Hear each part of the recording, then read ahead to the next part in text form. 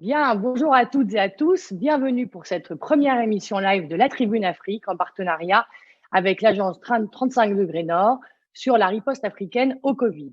En cette période de crise sanitaire et économique sans précédent, la rédaction de la Tribune Afrique a plus que jamais conscience d'une information qu'il est important de produire une information fiable et de qualité et que c'est primordial, notamment pour lutter contre les fake news qui se nourrissent de nos angoisses et de nos incertitudes. La réalité, c'est que face à l'incertitude, il nous faut au contraire traquer les faits et partager au maximum les informations et les solutions avec l'ensemble des acteurs économiques, politiques et bien sûr les professionnels de santé. C'est la raison pour laquelle nous avons souhaité lancer cette série d'émissions, dont c'est la première aujourd'hui, et qui sera suivie d'autres émissions sur les thématiques notamment du numérique et de la santé. Lorsque nous avons envisagé de faire ces émissions, nous nous sommes donnés avec Philippe Perdry comme mot-clé, bien sûr, le fait de donner de l'information, mais également d'être dans la solidarité, dans la recherche d'innovation et dans la recherche de solutions. C'est dans cet esprit que je vais laisser la parole à Philippe pour présenter les intervenants, que je remercie très chaleureusement d'être présent. Philippe qui va donc les présenter et ensuite Marie-France Réveillard, donc journaliste à la Tribune Afrique, qui animera ce débat. Je vous remercie beaucoup. Philippe, c'est à toi. Bonjour à tous, merci Delphine. Oui, en tant qu'agence de communication et de conseil dédiée à l'Afrique, 35 degrés Nord est mobilisée dans la lutte contre cette pandémie qui menace à présent le continent. Il nous semble en effet très important de diffuser des informations fiables, de partager les savoirs et les expériences, de promouvoir les bonnes pratiques et de valoriser surtout les décisions publiques et le leadership africain face à ce virus. C'est tout l'objet d'ailleurs de notre bulletin d'information quotidien que nous produisons tous les jours avec notre partenaire, analyse de données et spécialiste en veille de crise, Covid-19 Africa. C'est aussi évidemment tout l'objet de cette première émission live que j'ai beaucoup de plaisir à co-animer avec Marie-France Réveillard. Merci Delphine d'avoir pensé à 35 degrés Nord pour ce partenariat qui va permettre aujourd'hui à 4 dirigeants et acteurs du continent de s'exprimer et de nous livrer leurs inquiétudes, mais aussi leurs espoirs face à ce virus. Je vous présente donc nos 4 invités que je tiens aussi à remercier, car vraiment, il faut savoir que leurs agendas sont vraiment surchargés actuellement. Ils nous accordent 1 heure de leur temps, c'est précieux. Donc, merci à eux. Docteur Ibrahim Hassan Mayaki, vous êtes secrétaire exécutif de l'Agence de développement de l'Union africaine, AUDA NEPAD, en charge des stratégies panafricaines, notamment dans l'agriculture, les infrastructures, l'intégration économique. Vous avez été par ailleurs Premier ministre du Niger et vous êtes docteur en sciences administratives. Vera Songwe, bonjour. Vous êtes secrétaire exécutif de la Commission économique pour l'Afrique des Nations Unies depuis août 2017. Vous êtes docteur en économie et vous avez été notamment précédemment directrice régionale IFC, Banque mondiale, Afrique de l'Ouest et centrale. Jean-Luc Conan, bonjour. Vous avez été banquier avant de créer il y a 5 ans Cofina, un groupe de mésofinance spécialisé donc dans le financement de TPE, d'auto-entrepreneurs et de start-up. Vous êtes donc un spécialiste de la microéconomie et de la croissance inclusive. Cofina est présent dans 7 pays. Enfin, Gilles Yabi, bonjour. Vous êtes docteur en économie du développement et vous êtes surtout le fondateur du think tank de l'Afrique de l'Ouest, WATI, spécialisé dans l'analyse des politiques publiques, des gouvernances et des sociétés civiles.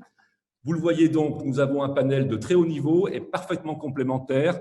J'en suis sûr, cela rendra ce panel passionnant et très intéressant, animé avec Marie-France Réveillard, journaliste à la Tribune Afrique, à qui je passe la parole. Merci Philippe et bonjour à tous. Alors je vais tout de suite m'adresser aux internautes pour qu'ils n'hésitent pas à nous envoyer leurs questions sur tous les réseaux sociaux de la Tribune Afrique afin que nous puissions les relayer tout au long de cet échange. Donc pour commencer cette première émission live, la Tribune 35 degrés Nord, peut-être un constat sur la situation. Aujourd'hui, le Covid-19 dans le monde, c'est 2,6 millions de cas confirmés et près de 183 000 décès. Donc, comme on le sait, cette épidémie est partie de Wuhan en Chine et depuis plusieurs semaines déjà, les premiers cas sont arrivés en Afrique. Aussi, depuis le début du mois de mars, les pouvoirs publics ont pris un certain nombre de mesures pour pouvoir contenir la propagation de ce virus. Donc, ça va de la fermeture des espaces aériens à la fermeture des frontières, en passant par un certain nombre de mesures de distanciation sociale. Donc, dans un certain nombre de pays, on a opté pour le confinement, parfois assorti d'un couvre-feu. Des mesures qui font débat et qui sont parfois difficiles à respecter dans certains pays, comme l'a rappelé d'ailleurs le président du Bénin, Patrice Talon, il y a quelques jours. Il est évident que dans certains pays, certaines populations survivent au quotidien en allant chercher au quotidien de quoi vivre. Donc, il est assez difficile de les maintenir dans des situations de confinement. Pourtant, tout le monde s'accorde à dire que la distanciation sociale est un prérequis pour essayer d'endiguer, de contenir cette épidémie. La première question sera donc pour Monsieur Mayaki. Bonjour Monsieur Mayaki et merci de votre présence. Bonjour. Alors, on voit que cette question de la gestion sanitaire de la crise fait débat. En République démocratique du Congo, à l'annonce d'un possible confinement, il y a eu pratiquement des débuts d'émeutes. En Afrique du Sud, c'est assez compliqué dans les townships de la nation arc-en-ciel. La question est la suivante. Comment fait-on aujourd'hui pour pouvoir contenir cette pandémie et pratiquer un certain nombre de mesures favorisant la distanciation sociale sans impacter trop sévèrement les économies africaines, Monsieur Mayaki? Alors, le point le plus essentiel aujourd'hui, c'est de stopper le virus. Et ça, je crois qu'il y a une unanimité sur cette nécessité. Parce que si le virus n'est pas stoppé, vous imaginez les impacts que cela va avoir du point de vue sanitaire et ensuite du point de vue économique également. Donc, première priorité, stopper le virus. La question de fond pour les décideurs publics, c'est comment prendre des décisions à très court terme sans savoir exactement quelles seront les répercussions à moyen et à long terme. Et pour diminuer cette incertitude, il est absolument essentiel de disposer de données fiables et crédibles. Et c'est pour cela que la priorité dans le fait de stopper le virus, c'est la collecte de données les plus fiables possibles. Vous parliez des townships en Afrique du Sud, mais dans les townships de toutes les grandes villes africaines, il faut avoir des données fiables et des données crédibles. Et dans ce sens-là, il faut reconnaître que le CDC africain, le Center for Disease Control qui est à Addis Abeba, joue un rôle considérable en organisant très vite plus d'une quarantaine de CDC nationaux avec l'appui de l'OMS. Et ces CDC nationaux constituent un réseau, et ce réseau a deux fonctions: la collecte de données pour savoir comment arriver à mieux stopper le virus, et ensuite donner des avis techniques aux différents acteurs publics sur le terrain. Très rapidement, un autre point qui me semble très important et qui revient à votre question des townships, mais qui est global. Ce qu'on redécouvre aujourd'hui, c'est que le rôle des gouvernements et des États, certes, est important, mais les gouvernements ne peuvent pas régler tout seuls cette dimension. Il est absolument nécessaire que les communautés y soient associées, que le secteur privé y soit associé. Et ça, je pense que c'est fondamental et c'est une des leçons que l'on va retenir et qui aura un impact plus tard sur la manière dont nous concevons et mettons en œuvre les politiques publiques. Et à propos du confinement, quel est votre regard, ou en tout cas sur les mesures sanitaires qui sont prises actuellement à travers le continent? Alors, j'ai dit dans une interview antérieure qu'il était très difficile de confiner la pauvreté parce que lorsque vous avez des travailleurs qui sortent le matin pour gagner leur pain à la fin de la journée et qu'ils sont confinés, vous les mettez dans une situation où ils n'ont ni cash ni nourriture. Et on sait que s'il y a une masse critique de gens qui n'ont ni de cash ni de nourriture, on sait vers où ça peut mener. Et c'est pour cela que l'association des communautés pour faire passer les messages de distanciation sociale, pour faire passer des messages de confinement adaptés, afin de stopper le virus au mieux, est tout à fait essentiel. Il n'y aura pas de solution miracle. Il n'y aura pas de solution copier-coller. Il n'y aura pas de solution sur lesquelles tout le monde sera d'accord. Mais il est absolument essentiel à très court terme de stopper le virus, d'adapter les mesures de confinement à nos réalités économiques et adapter les mesures de confinement. Ça ne veut pas dire que les gouvernements prennent les décisions tout seuls. Ça veut dire qu'ils associent les acteurs locaux aux décisions qu'ils doivent prendre. D'accord, très bien. Il est évident qu'on ne peut pas l'adaptation. Comment? Je vous écoute. Et que l'adaptation de ces méthodes est tout à fait essentielle. Merci beaucoup, Monsieur Mayaki. Je vais me tourner vers Vera Songwe. Alors, je sais que vous avez actuellement un emploi du temps hyper chargé. Vous communiquez énormément sur les travaux de prospective, des impacts attendus du Covid-19 sur le continent. Dernièrement, selon les informations qu'on a pu lire sur le site de la CEA, les économies, l'Afrique pourrait se retrouver en récession cette année. Alors la question est simple, globalement, quels sont les principaux impacts économiques attendus sur le continent et d'ores et déjà, quels sont les principaux secteurs d'activité les plus touchés? Une fois de plus, bonjour à tout le monde et une fois de plus, merci pour l'invitation et toujours un plaisir de voir le professeur Mayaki avec nous qui parle aussi avec beaucoup de passion sur le sujet. Donc, merci encore. Écoute, pour répondre à votre question, d'abord, soyons clairs, il y a sur l'étendue de toutes les économies globales une dépression. Ce qui veut dire que ce n'est pas seulement l'Afrique qui ne croit pas, mais c'est tout le monde, comme dirait la directrice générale de la FMI, nous sommes dans une dépression synchronisée. Et le continent africain, évidemment, est aussi confronté avec cette dépression. Qu'est-ce qui se passe? Nous avons dépression et pandémie. 115 ans, on n'a jamais vu ça. Donc, quelque part, comme a dit si bien le professeur, il n'y a pas de solution. On ne peut même pas faire du copier-coller parce qu'on n'a pas vu ça depuis 115 ans. Donc, tout le monde est en train d'essayer de voir comment est-ce qu'on peut faire face à ça. Quels seront les impacts sur l'économie africaine? Première chose, baisse de croissance. L'économie africaine était prévue de croître à 3,2%. Aujourd'hui, dans le meilleur des cas, on va descendre à 1,8%. Mais nous savons qu'une fois que la croissance baisse en dessous de 3%, nous commençons à créer des pauvres parce que nous avons une dynamique démographique qui est de telle sorte que la population est en train de croître aussi rapidement.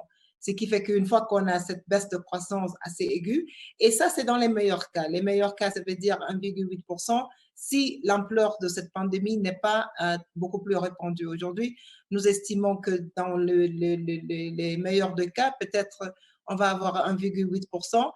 Même chiffre que le Fonds monétaire international, mais au cas où les politiques qui sont prises ne sont pas celles qui ont été définies, par exemple, par le professeur Mayaki, donc cette distance physique qu'il faut de toute façon mener, nous pouvons descendre à 1% ou même 0% de croissance. Ça va faire 48 millions de plus de pauvres qui vont entrer dans cette classe de pauvreté. Et tout simplement parce qu'aujourd'hui, sur le continent, nous avons pas mal une économie informelle qui fait à peu près 70 à 80% de notre économie. L'économie informelle, c'est les gens qui vivent vraiment avec des revenus minimes, qui peuvent survivre pendant des activités économiques moyennes, mais une fois que tout est fermé, nous avons un problème. Quels sont les secteurs économiques qui sont les plus atteints? Premièrement, évidemment, l'aviation. Moi, je suis aujourd'hui en Éthiopie. Je pense que toute l'Afrique bénéficie un peu d'Ethiopian Airlines qui fait un peu le relais sur tout le continent et sur d'autres continents. Aujourd'hui, elle fonctionne à 15% d'opération. Ça veut dire qu'on a déjà une perte d'emploi. Egypt Air, South African Air, Kenyan Air, Senegalese et Air Côte d'Ivoire, toutes ces compagnies aériennes sont aujourd'hui soit en arrêt total ou, au fait, je crois qu'il n'y a que Ethiopian qui reste encore en air. Deuxième secteur qui est le plus touché, c'est le secteur évidemment de la restauration et du tourisme. Et comme nous le savons, depuis 3 ans, l'économie africaine, en fait, croît sur l'économie de services. Donc, c'est l'aviation, le tourisme, la restauration, les services de logistique, et tous ces secteurs ont été atteints. Un autre secteur qui a été atteint et qui touche particulièrement les petits pays et les îles, c'est le remboursement, le remittances, comme nous dirons en anglais. Je crois que le professeur Mayaki will find the French name for me. Nous voyons que tous les travailleurs d'outre-mer qui doivent renvoyer l'argent sur le continent, aujourd'hui, qu'on parle de la France ou des États-Unis ou de l'Italie ou même des pays arabes, personne ne travaille. Donc, quelque part, on a aussi sur ce cas un problème. Nous sommes en train de vivre quelque chose que nous n'avons jamais vu déjà. Bon, on a pandémie, on a dépression, mais on a vu il y a 2 jours les prix de pétrole qui sont descendus à des prix négatifs. Aujourd'hui, sur le continent, nous avons l'Algérie, le Nigeria et l'Angola, qui sont 3 grands pays qui sont à 90% exportateurs de pétrole. Donc, clairement, nous voyons que… et le Nigeria, c'est presque une sorte c'est l'économie pour moteur de l'Afrique de l'Ouest. Si le Nigeria ne croît pas, le Bénin, le Togo et tous ces pays autour ne peuvent pas croître à la même vitesse. Donc vraiment, je crois que nous voyons 2 choses. Nous voyons d'abord cette interdépendance des économies continentales, mais aussi le fait qu'il y a, je crois, 10 ans, quand on avait la crise financière et la crise alimentaire, on disait, oh, il y a du coupling, l'Afrique est à part. Aujourd'hui, non. Tout est à l'arrêt, c'est une pandémie globale, c'est une économie à l'arrêt mondial et donc l'Afrique aussi en souffre. Et au fait, l'Afrique souffre beaucoup plus de l'arrêt économique que du Covid encore, parce que le Covid, on peut le dire, et grâce à Dieu, n'est pas encore vraiment arrivé, sauf peut-être sur 5 pays dans le continent. Très bien, merci beaucoup. Peut-être une petite réaction des internautes déjà, Philippe? Oui, merci Dr Mayaki, merci Madame Vera Songwe. C'est vrai que l'Afrique est finalement dans une sorte de paradoxe parce que la crise économique frappe avant la crise sanitaire, mais c'est vrai que nous sommes d'ores et déjà sans doute sur une trajectoire de récession économique la plus grave depuis 25 ans selon le FMI et la Banque mondiale en Afrique pour 2020. Donc peut-être ce qui va être intéressant à présent, c'est de donner la parole à un banquier, celui qui finance les PME. On le sait, les TPE et les PME, c'est à peu près 80% des entreprises formelles du continent. Elles sont aujourd'hui à la fois le problème, parce qu'elles sont en première ligne, elles sont sans doute les plus impactées d'ores et déjà par la crise économique qui sévit, mais elles sont aussi forcément la solution, puisque c'est elles qui devraient rapidement, le plus rapidement possible, on l'espère, reprendre de l'activité et maintenir l'emploi. Donc, Monsieur Conan, la question finalement est très simple. Qu'est-ce qu'il faut faire aujourd'hui pour permettre aux PME, aux TPE de passer cette parenthèse Covid dans la trajectoire économique du continent? La première réponse que j'ai envie d'apporter, c'est de dire qu'il ne faut pas paniquer. Pour nous, quand on dit qu'il ne faut pas paniquer, il faut réaliser aujourd'hui dans quelle disposition se trouvent ces entrepreneurs. Je rappelle que 90% des entreprises qui opèrent sur notre continent sont des PME, c'est plus de 60% des emplois. À cela, je pense que mes prédécesseurs l'ont rajouté, il ne faut pas oublier l'informel. Donc, quand on se met en tout cas dans la philosophie de nos clients, il faut bien réaliser, le docteur Mayaki en a parlé, que pour nous, ce sont des gens qui estiment que le Covid est un petit peu une pandémie importée par les privilégiés, ceux qui voyagent. Et que eux, par contre, payent le plus lourd tribut, c'est-à-dire qu'ils gagnent leur activité au quotidien et les mesures éventuelles de confinement qui sont prises sont souvent mal perçues. Donc, il faut qu'on s'assure que le tissu économique, en tout cas que l'activité soit maintenue. Alors, notre philosophie, c'était de dire que, bon an, mal an, il ne faut pas penser à un apocalypse global. En gros, on a des clients, des opérateurs qui avaient une activité qui fonctionnait, qui se trouvent momentanément interrompus du fait du Covid, qu'est-ce qu'on fait pour les maintenir à flot en attendant que celles-ci puissent reprendre? On a un univers temporel qu'on ne maîtrise pas trop, mais en fait, c'est ça la vraie problématique. Il y a une intervention certains pays ont commencé à intervenir, certains États et différents partenaires. L'intervention pour nous se fait à 2 niveaux. Le premier niveau qui est le niveau primaire. Le niveau primaire, j'ai envie de dire, c'est l'État qui intervient avec un certain nombre de mesures d'allègements fiscaux, mais qui globalement n'ont pas beaucoup d'impact pour nous sur cette clientèle qui était en grande partie informelle. L'intervention la plus importante est celle qui intervient au niveau secondaire, c'est-à-dire les incitations et les aides qui sont données aux acteurs qui eux-mêmes accompagnent ces opérateurs économiques. On a vu au niveau des banques centrales un certain nombre de flexibilités qui ont été données par rapport à l'octroi du crédit ou au refinancement. On pense que la clé est là. On dit cash is king. Il faut pouvoir mettre à disposition de la liquidité aux acteurs qui, eux, supportent le plus ce type d'entrepreneurs-là. Et c'est à ça qu'on pourra, avec ça qu'on pourra avoir les clés aujourd'hui de sortie de crise. Ce qui va se passer, c'est qu'il faut être assez clair dessus. On n'a pas beaucoup de temps. Donc, on n'a pas le temps de faire des grandes analyses prospectives. Pour nous, il faut faire des analyses qui sont empiriques. Une institution qui se portait bien, il faut travailler sur une base statistique et leur donner les éléments pour pouvoir supporter leurs clients. Nous, on considère que les clients qui étaient dans des secteurs sinistrés, il faut quand même les accompagner pour les aider à passer la crise. Et il faut booster ceux qui sont des secteurs moins sinistrés pour qu'avec l'effet de solidarité, ils puissent accompagner les autres. Donc, le mot d'ordre réellement, c'est cash is king, c'est la liquidité et l'urgence. Monsieur Conan, nous avons déjà une question d'un internaute, Alexis Kémanon, qui nous a adressé une question qui vous est finalement destinée, qui concerne le secteur informel.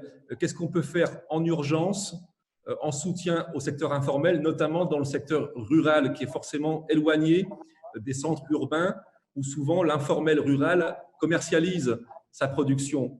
En urgence, que faut-il faire?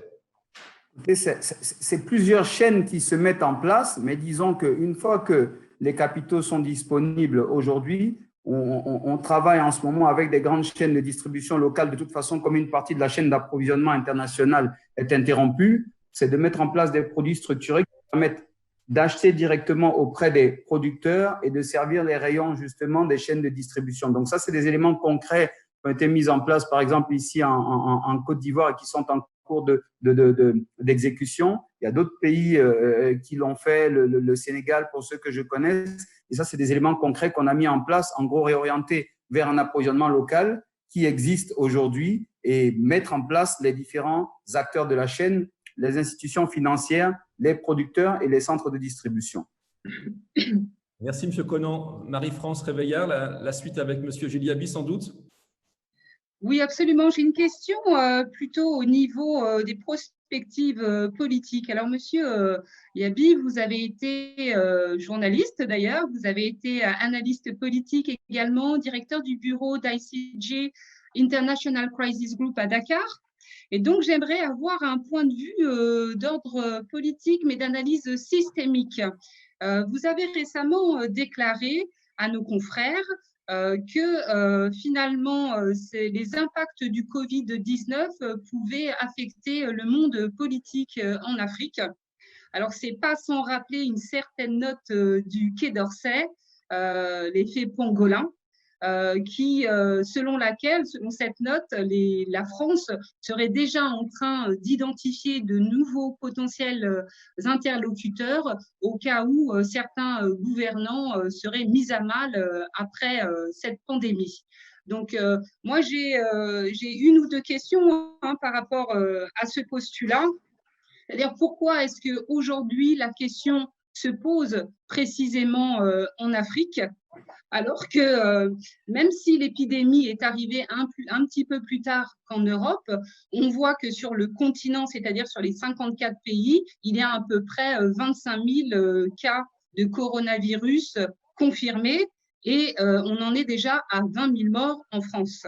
Donc pourquoi est-ce que cette question se poserait plus sur les modes de gouvernance africaine et qu'est-ce qui peut vous amener à penser qu'il pourrait y avoir des printemps subsahariens, Monsieur Yabi? Oui, merci beaucoup pour l'invitation et c'est un plaisir d'être associé à cette discussion avec des décideurs au niveau africain. Alors, pour répondre à votre question, c'est vrai que j'ai écrit cette tribune sur l'effet pangolin pour trois raisons. La première consistait à dire au fond qu'il était normal pour une puissance comme la France, qu'elle soit grande, moyenne ou petite, de se poser des questions et d'établir des scénarios. Et je pensais d'ailleurs que les Chinois, les Indiens, les Russes faisaient sans doute pareil. Au fond, ils ne font que leur travail d'établir des scénarios, en particulier pour la partie du monde où la France exerce tout de même son influence géopolitique et économique la plus forte. Ça, c'était la première raison. Au fond, les fonctionnaires du Quai d'Orsay font leur travail. Et la deuxième raison, c'était pour dire, le scénario un peu catastrophe qui est souligné par ces notes, mais aussi par d'autres analystes, et peut-être même par le secrétaire général des Nations Unies qui avait parlé de millions de morts en Afrique. C'est vrai que c'est un scénario catastrophe qui est un peu agaçant pour les Africains, mais en même temps, j'estimais qu'il était de notre responsabilité, évidemment, d'envisager également le pire. C'est un scénario parmi d'autres. Ce n'est pas le plus probable. Heureusement, on ne voit pas se dessiner une telle catastrophe, mais il me semblait important de dire qu'au fond, le scénario qui verrait une crise sanitaire provoquer des crises économiques et sociales et finalement des crises politiques, c'est quand même pas quelque chose qu'on peut écarter, surtout dans les pays africains qui connaissaient déjà, avant le Covid-19, des situations politiques et sécuritaires compliquées. Et il y en a quand même un certain nombre dans toutes les régions du continent. Et la troisième raison, c'était de dire, au fond, nous devons faire exactement la même chose en Afrique, au niveau des pays, et surtout au niveau des communautés économiques et régionales, penser les dynamiques dans nos propres sociétés, mais penser aussi les bouleversements géopolitiques au niveau mondial. Et donc, nous avons la responsabilité de faire de la prospective comme les autres le font sur notre avenir et on ne peut pas les empêcher de penser notre avenir. Il faut simplement que nous concentrions, nous aussi, notre attention sur nos intérêts à court, à moyen et à long terme. D'accord, merci. Merci, Monsieur Yabi. Philippe, peut-être une réaction? Oui, une question de deux internautes qui concerne peut-être le docteur Mayaki, ensuite peut-être Madame Songwe. Ça concerne les annulations de dettes dont on parle beaucoup actuellement. On parle de moratoire, d'annulation. Ce n'est pas vraiment le même curseur, on ne parle pas vraiment de la même chose. Donc, docteur Mayaki, où placez-vous le curseur dans ce débat sur la dette africaine? Et nous avons Monsieur Gérard Coissy qui nous pose cette question. Qu'est-ce qu'on peut attendre des institutions internationales sur cette question-là, sur ce sujet-là, que ce soit la Banque mondiale ou le FMI? Nous avons une autre question aussi d'Elvis Ngondo Sakpo qui pose une question qui est assez technique, mais qui peut être assez intéressante. Est-ce que l'Afrique ne serait pas en mesure d'émettre sa propre dette pour ne plus être dépendante des créanciers internationaux? Voilà, docteur Mayaki, deux questions très intéressantes d'internautes sur les enjeux de la dette africaine. D'accord, merci. Je laisserai Vera Songwe prendre le lead sur la dette, mais je dirais deux choses sur la dette. Le premier point, c'est que compte tenu de la situation actuelle et compte tenu des perspectives de réduction de la croissance, il sera absolument nécessaire d'avoir un espace fiscal, comme on dit en anglais, qui soit plus important. Et le fait que nous soyons quand même des pays relativement endettés à des niveaux qui n'ont pas toujours été très raisonnables, ce fait-là a une conséquence directe sur notre capacité financière actuelle et sur la capacité à gérer notre espace fiscal. Donc, il est absolument nécessaire de négocier cette dimension avec les institutions internationales et puis avec la Chine. N'oubliez pas que 40% de la dette africaine est détenue par la Chine. Donc, il nous faut un espace fiscal, il nous faut l'oxygène et il faut procéder à ces négociations. Et je suis sûr que Mme Songwe ira dans le détail des négociations parce qu'elle est au cœur de cette question de négociation, faisant l'interface entre les ministres des Finances africains, la Commission de l'Union africaine et les IFI, les institutions financières internationales. Le deuxième point, c'est que les ressources que nous allons obtenir et que nous allons utiliser ne peuvent pas être reversées dans les mêmes systèmes. Si nous allouons plus de ressources au système de santé publique, il est évident qu'il faudra privilégier tout ce qui est santé primaire parce que cela aura une conséquence sur notre capacité de prévention. Donc, l'utilisation des ressources additionnelles ne peut pas se faire à l'intérieur des systèmes qui existent, ce qui pose aux décideurs publics une double contrainte. La première, c'est comment réorienter les ressources financières sur des politiques publiques. Et la deuxième, c'est comment en même temps réformer les systèmes et les politiques publiques que nous avons. Et ça, c'est une contrainte majeure. Et cette contrainte majeure devra bien évidemment être adressée. Madame Songwe, le stock de la dette actuellement africaine est chiffré à environ 365 milliards de dollars. C'est finalement bien en dessous des 100% du PIB comme des pays comme la France, par exemple.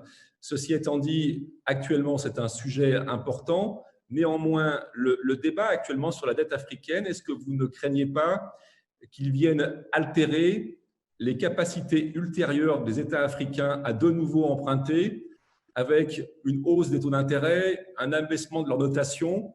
Est-ce que ce débat, finalement, ne risque pas de fragiliser les positions ultérieures de l'Afrique et des États africains?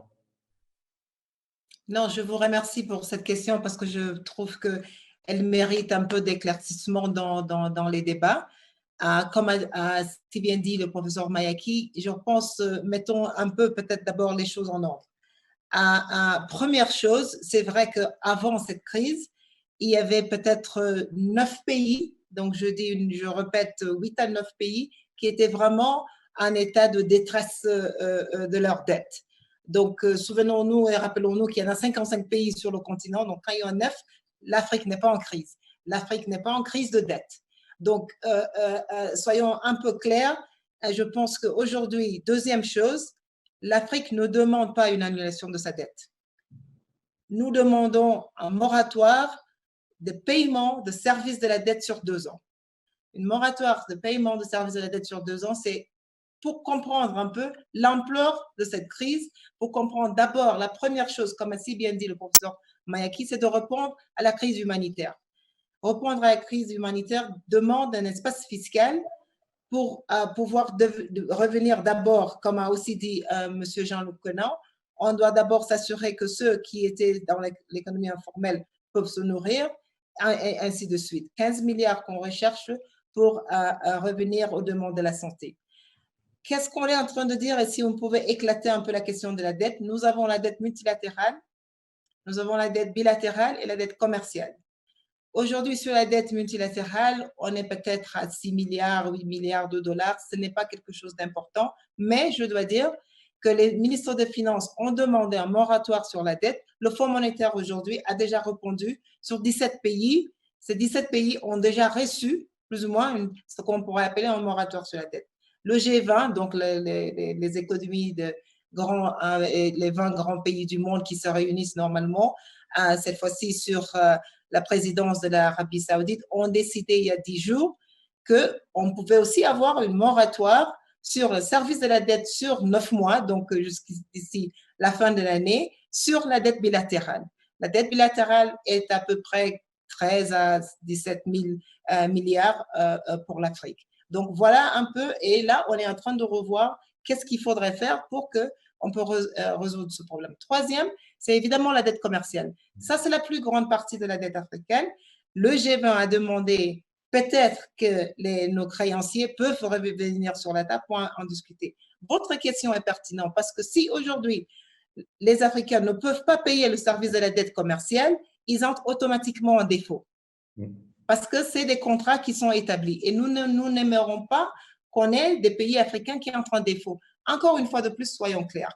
Les Africains ont aujourd'hui une gouvernance macroéconomique qui est assez saine. Je répète, en entrant vers cette crise, cette dépression mondiale, la plupart des pays africains payaient leurs dettes tranquillement et normalement. Nous ne demandons pas quelque chose de différent. Aujourd'hui, les États-Unis se sont créés de la monnaie, comme vous le dites. Nous n'avons pas une banque centrale, donc nous ne pouvons pas créer de la monnaie. Mais les États-Unis, en un espace de 2 mois ou d'un mois, ont créé 2,2 trilliards de dollars et ont ajouté dessus, il y a juste 2-3 jours, 300 milliards encore de dollars. Qu'est-ce qu'ils ont fait avec ça? Ils ont donné à peu près 250 milliards de dollars aux petites et moyennes entreprises, comme dit Jean-Luc Conan. Ça n'a pas suffi. Ils ont donné 1,6 million de petites et moyennes entreprises. Ça n'a pas suffi, donc on refait une autre. L'Union européenne, 750 milliards. Aujourd'hui, l'Afrique n'a pas une banque centrale. Nous ne pouvons pas créer la monnaie.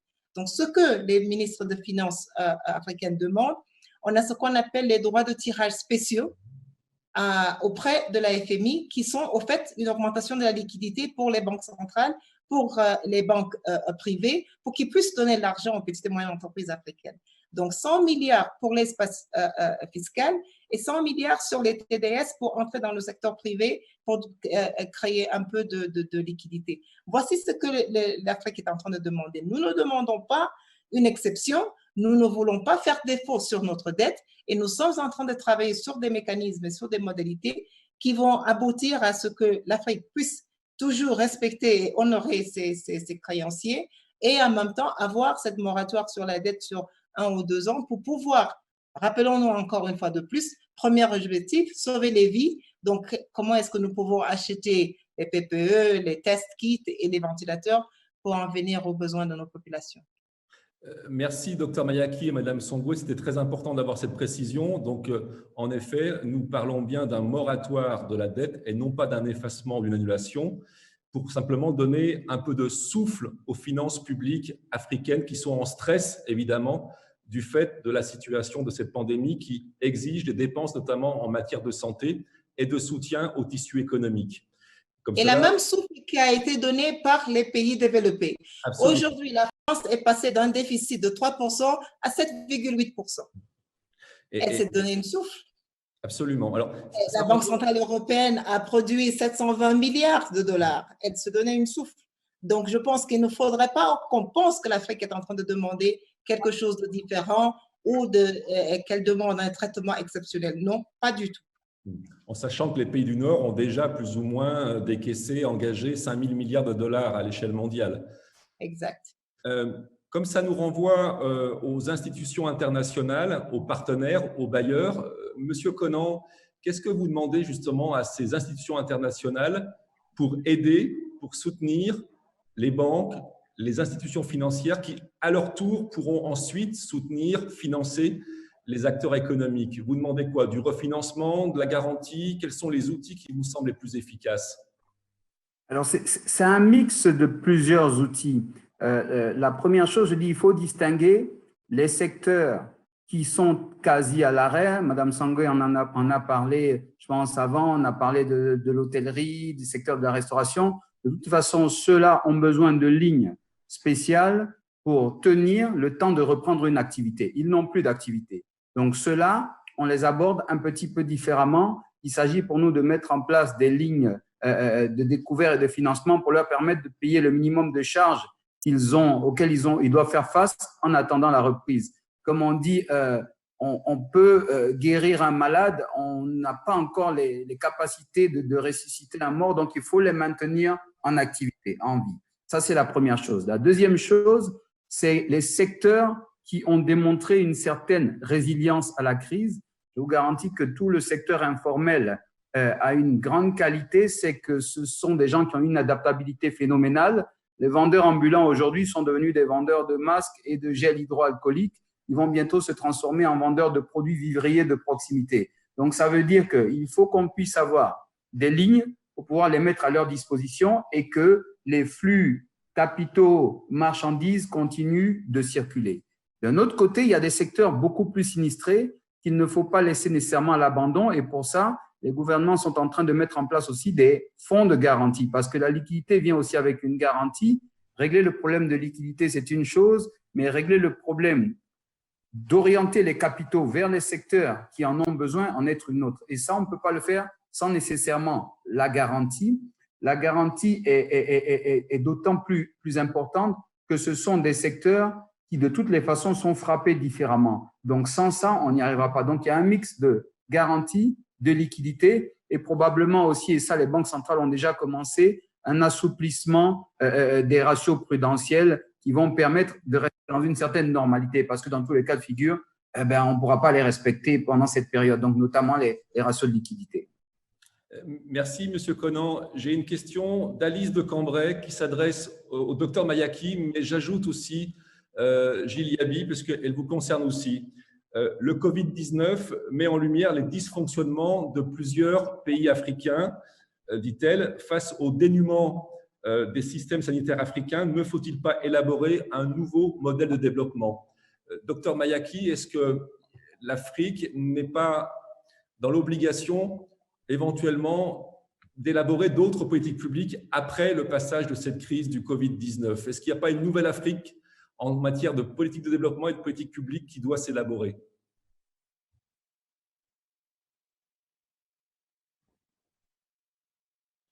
Docteur Mayaki? C'est tout à fait possible, mais pour revenir sur la question du dysfonctionnement, il y a de très grands pays où on voit des dysfonctionnements institutionnels majeurs. Pas d'accord sur des mesures sanitaires, pas d'accord sur des mesures de confinement, pas de plan de sortie de confinement.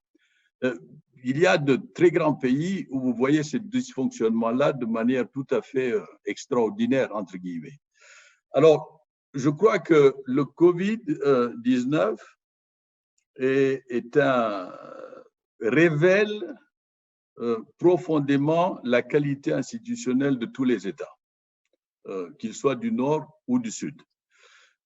Pour ce qui concerne, et c'est mon deuxième point, pour ce qui concerne les États africains, il faut comprendre que nous n'avons pas suffisamment investi dans les secteurs sociaux, même si nous avons connu des taux de croissance qui étaient importants. Donc, la leçon que nous tirons de cela, c'est qu'il faudra revoir nos politiques publiques par rapport aux secteurs sociaux et que la croissance en elle-même ne suffit pas, il faut qu'elle soit inclusive. Et inclusive veut dire il faut qu'elle crée des emplois, il faut qu'elle permette une accumulation de capital humain et il faut qu'elle permette des accès basiques aux soins de santé, des accès à l'eau. Donc, cela aura un impact sur la manière dont nous définissons nos politiques publiques. Et troisième point, très rapidement, je crois que la définition que nous donnerons du développement par la suite, sur le plan global, sur le plan mondial, sera différente. On se rend compte, par exemple, que les niveaux d'interdépendance qui existent, les niveaux d'interdépendance économique dans cette forme de globalisation ont des conséquences qui n'étaient pas anticipées auparavant. Et cela constitue une opportunité pour l'Afrique, parce que si nous prenons le chiffre de nos importations alimentaires, 55 milliards de dollars, à peu près, nous dit la FAO. Mais ces 55 milliards de dollars qui sortent de nos poches pourraient être réinvestis dans la transformation de nos systèmes agricoles par le fait d'amener les petits agriculteurs à devenir des micros, des petits et des moyens entrepreneurs. Donc, il y a un potentiel, si nous réfléchissons à partir de nos propres forces, à recréer des marchés régionaux, des chaînes de valeur régionales, compte tenu des conséquences que nous allons tirer de cette crise. Très bien. Merci, Monsieur Mayaki. Justement, il y a beaucoup de questions qui remontent des internautes sur les risques de pénurie alimentaire. Alors, je ne sais pas, peut-être un mot de Madame Songwe par rapport à ça, sachant qu'effectivement, il y a les 2/3 des pays africains qui sont importateurs nets de denrées alimentaires. Comment éviter que cette crise sanitaire ne se transforme en une crise de la faim? Je crois que la Commission économique pour l'Afrique vient de faire sortir un rapport sur exactement ce sujet. Donc, j'invite tous les écouteurs à aller sur le site de la CEA pour regarder un peu le rapport. Évidemment, nous avons quelques pays, nous avons regardé un peu le riz, les huiles, les autres, le blé, pour voir un peu qui sont les pays qui pourront être peut-être éventuellement impactés. Il y a deux choses qui se passent. Évidemment, avec le fait qu'on doit se distancer physiquement, beaucoup de gens ne peuvent pas aller vers la saison de récolte ou la saison de semences.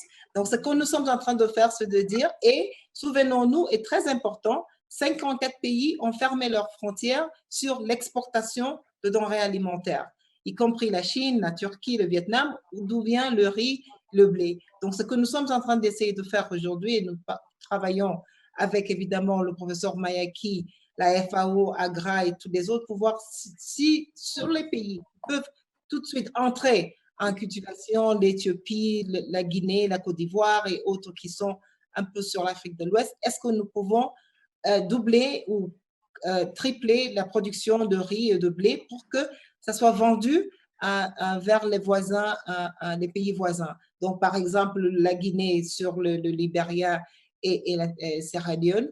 Et je crois que ce que nous pouvons aussi faire, et je pense que le professeur Mayaki en a parlé un peu, c'est la question de la gouvernance dans le secteur alimentaire. Aujourd'hui, nous avons toujours quelques, je dirais, faillites de marché, market failures, we say in English, sur la distribution d'engrais, la distribution des semences. Est-ce que nous pouvons rendre un peu plus lisses ces mécanismes pour que surtout les agriculteurs puissent augmenter leur production? Évidemment, nous avons quand même un problème qui reste, de low cost en Afrique de l'Est. How do you say low cost in French? You're on mute, but you will tell me when you unmute your mic. We have the problem of low cost qui est en train peut-être de dévaster toute l'Afrique de l'Est, et on doit voir un peu qu'est-ce que nous pouvons faire pour amener un peu cette partie de l'économie qui aussi est en manque de denrées alimentaires.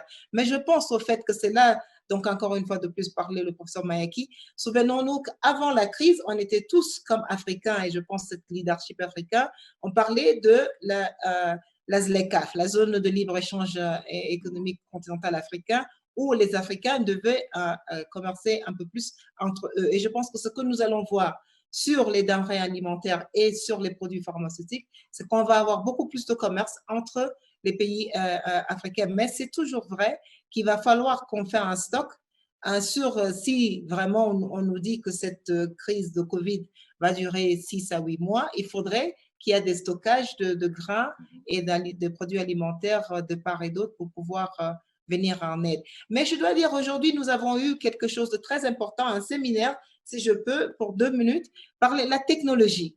Et nous avons parlé avec Ant Financials et Alibaba. Et aujourd'hui, les cultivateurs, les agriculteurs rwandais qui produisaient du café pouvaient en vendre en Chine ou partout dans le monde, pouvaient vendre leurs piments partout dans le monde.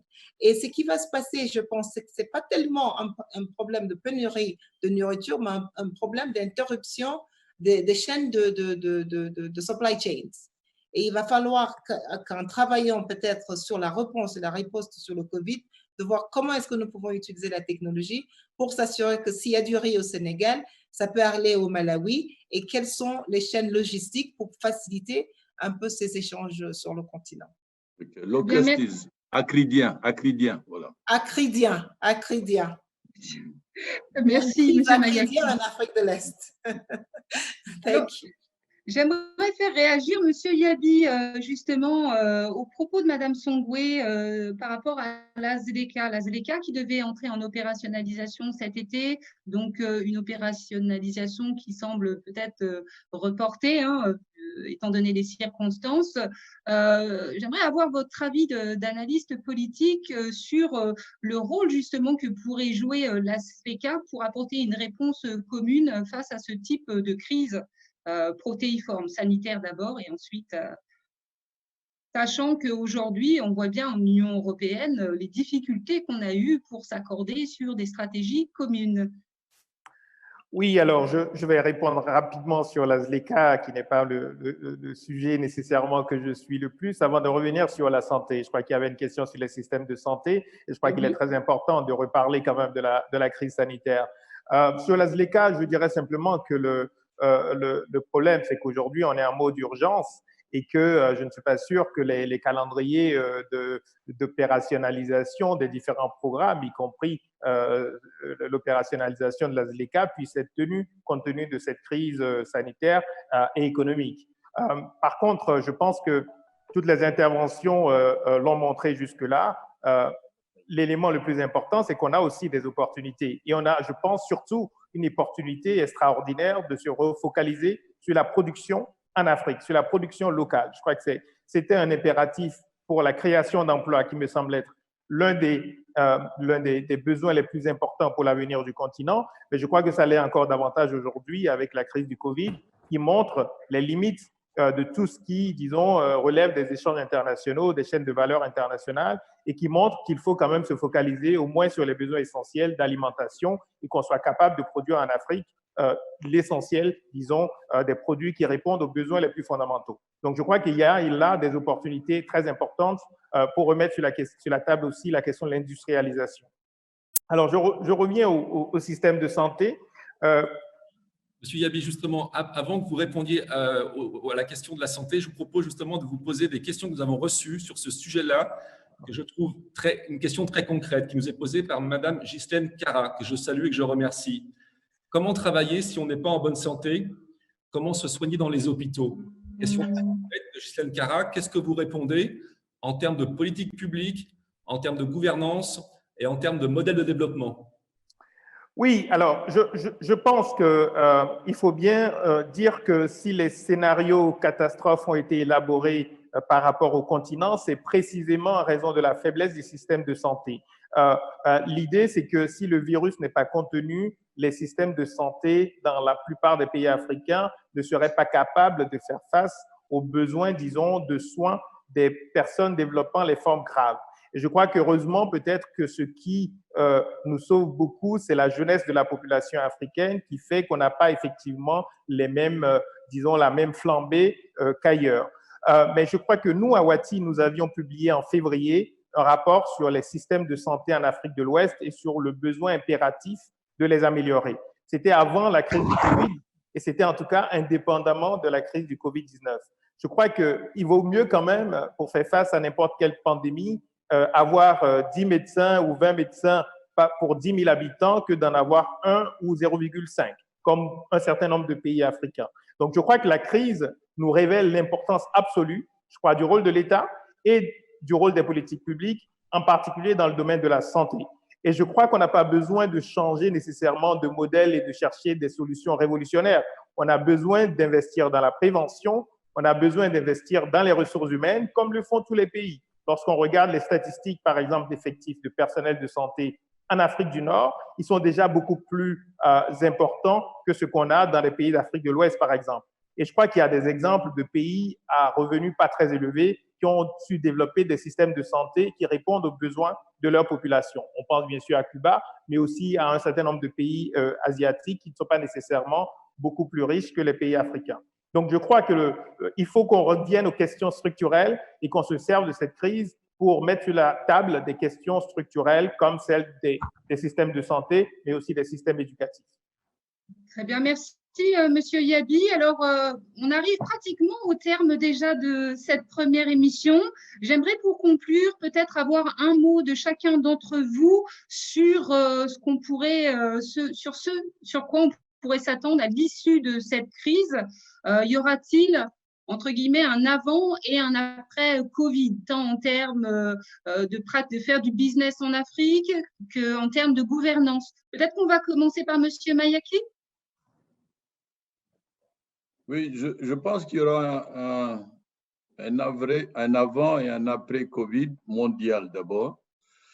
Et il est clair qu'il y aura un avant et un après Covid africain. Vous savez tous que c'est l'idéogramme chinois qui caractérise la crise a deux significations. La première, c'est danger et la deuxième, c'est opportunité. Il est extrêmement important pour tous les Africains, pas seulement les leaders politiques, mais la société civile qui émerge le secteur privé, qui est celui qui jouera un rôle fondamental dans la reprise, il est extrêmement important que nous voyions l'après comme une opportunité. Nous tirons deux types de leçons. Les leçons d'abord des limites des politiques publiques passées et deuxièmement, les leçons de nos limites institutionnelles à faire face, à avoir fait face au Covid ou pas. Donc, je vois une opportunité et je voudrais insister sur le fait que les trends, maybe you will translate it for me. Les tendances. Les tendances, voilà. Hein, les tendances que nous avons observées bien avant le Covid, c'est-à-dire la capacité d'innovation technologique, le rôle des petites et moyennes entreprises. Avant-hier, nous avons créé avec EcoBank une plateforme qui peut permettre à des petites et moyennes entreprises africaines de se retrouver pour réfléchir ensemble afin d'être appuyés par le système bancaire. Et là, des exemples comme M. Conan illustrent très bien toute l'énergie et l'innovation qui existent dans ce domaine. Donc, je vois cela comme une opportunité. Et cette opportunité, pour la saisir et la développer, il faudra absolument que nous le fassions de manière collective. Il faudra que nous pensions aux plus vulnérables et il faudra que ce soit de manière concertée. Très bien, merci. Un petit mot de conclusion, Madame Songwe? Très rapidement, je pense que oui, on va vivre un après Covid. Première chose, et je pense que j'aimerais revenir un peu au sujet de Philippe, une banque centrale africaine. On a vu aujourd'hui que l'Afrique du Sud vient de se donner presque 26 milliards de stimulus pour son économie. Ça, c'est parce qu'elle a sa banque centrale et surtout, elle prête en monnaie locale. Donc, je crois que le système financier international nous a montré ses limites pour les pays émergents. Pas seulement pour l'Afrique, mais pour tous les pays émergents mondiaux. Ce système aujourd'hui ne sert pas pour gérer des crises telles que celle-ci. Donc, je crois qu'à la sortie de cette crise, on va devoir revoir un peu ce système financier et surtout pour l'Afrique, revoir un peu comment développer davantage les marchés de capitaux. Deuxième chose, je pense que ce que cette crise nous a montré et qu'il faudrait absolument faire à la sortie de cette crise, c'est le système de technologie.